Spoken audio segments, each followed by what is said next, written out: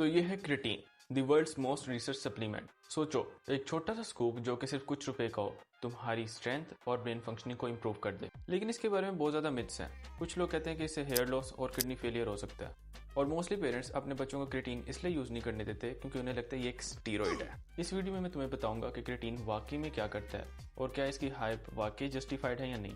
तो क्रिटीन क्या है? क्रिटीन एक नेचुरली अकरिंग कंपाउंड है जो हमारी बॉडी में अमाइनो एसिड से बनता है।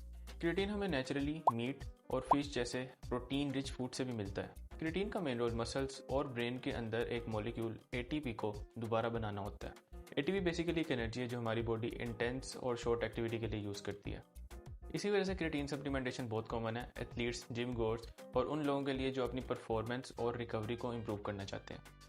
बहुत ज़्यादा हाई क्वालिटी रिसर्च ये शो करती है कि क्रिटीन को जब रेजिस्टेंस ट्रेनिंग के साथ यूज़ किया जाता है तो स्ट्रेंथ और परफॉर्मेंस में क्लियर इंप्रूवमेंट आती है।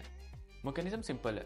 क्रिटीन मसल्स के अंदर क्रिटीन और फॉस्फोक्रिटीन स्टोर्स बढ़ाता है जो एटीपी को ज़्यादा फास्ट रीजनरेट करने में मदद करते हैं। इसका मतलब ज़्यादा रेप्स, ज़्यादा हैवी लिफ्ट्स और टाइम के साथ बेटर स्ट्रेंथ गेन्स। कुछ स्टडीज़ ये बताती हैं कि 50 साल से कम एज वाले एडल्ट्स ने क्रिटीन और ट्रेनिंग से अपर बॉडी और लोअर बॉडी में ज़्यादा स्ट्रेंथ गेन की। स्ट्रेंथ के अलावा क्रिटीन रिकवरी इंप्रूव करता है, फैटीग कम करता है, ट्रेनिंग कैपेसिटी बेटर करता है और इंजरी या हैवी ट्रेनिंग के बाद रिहेबिलिटेशन में भी हेल्प करता है। अगर तुम वेट लिफ्टिंग या हाई इंटेंसिटी ट्रेनिंग करते हो तो क्रिटीन आज भी सबसे ज़्यादा एविडेंस बैक सप्लीमेंट माना जाता है। अब कुछ इंपॉर्टेंट मिथ्स जिसकी वजह से लोग क्रिटीन नहीं लेते।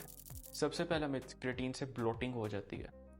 सच ये है कि क्रिटीन वाटर रिटेंशन करता है लेकिन स्किन के नीचे नहीं, मसल्स के अंदर करता है।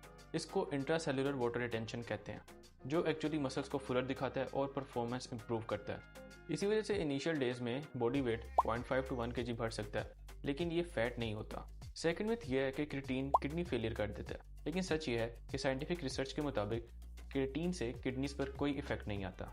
थर्ड मिथ यह है कि क्रिटीन से क्या हेयर लॉस होता है।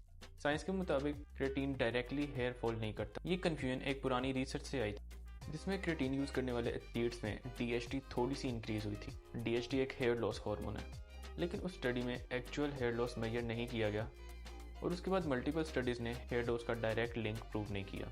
तो अगर तुम जेनेटिकली हेयर लॉस प्रोन हो तो क्रिटीन इनडायरेक्टली इन्फ्लुएंस कर सकती है, लेकिन नॉर्मल लोगों में कोई सॉलिड एविडेंस नहीं है, तो टेंशन फ्री होकर यूज करो, कोई मसला नहीं। गंजे भी होंगे तो साथ में ही होंगे। अब इसकी डोजेज में काफ़ी कन्फ्यूजन आती है। इसके दो तरीके हैं। पहला ऑप्शन है लोडिंग फेज, जिसमें हम 20 ग्राम पर डे लेते हैं 5 to 7 डेज के लिए। उसके बाद मेंटेनेंस डोज पे आ जाते हैं। इसका फ़ायदा यह है कि मसल्स जल्दी सैचुरेटेड हो जाते हैं और तुम्हें रिजल्ट हफ्ते में नज़र आ जाता है। और दूसरा सिंपल मेथड है, तुम्हें 5 ग्राम पर डे लेना है कंसिस्टेंटली। इसका मसला ये है बस कि तुम्हें रिजल्ट 2 से 3 हफ्ते बाद शो होंगे, लेकिन लॉन्ग टर्म में रिजल्ट सेम ही होता है, तो लोडिंग करने की कोई ज़रूरत नहीं। 5 ग्राम पर डे कंसिस्टेंटली लो। क्रिटीन कब लेना चाहिए? मोस्टली लोग वर्कआउट के बाद लेते हैं, लेकिन इसकी टाइमिंग इतनी इंपॉर्टेंट नहीं, कंसिस्टेंसी ज़्यादा इंपॉर्टेंट है। और हाँ, क्रिटीन यूज़ करते वक्त पानी पीना मत भूलना।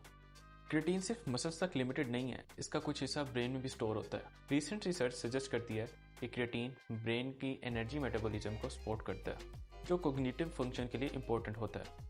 रिसर्चर्स अब क्रिटीन के पॉसिबल न्यूरोप्रोटेक्टिव बेनिफिट्स पर भी काम कर रहे हैं, जैसे long term brain health, neurological stress से रिकवरी और एज के साथ कोग्निटिव डिक्लाइन को स्लो करना। तो क्रिटीन एक हद तक ब्रेन सप्लीमेंट भी है, खासतौर पर मेमोरी और प्रोसेसिंग स्पीड के लिए, लेकिन इसका ब्रेन इफेक्ट मसल्स के मुकाबले में थोड़ा कम होता है।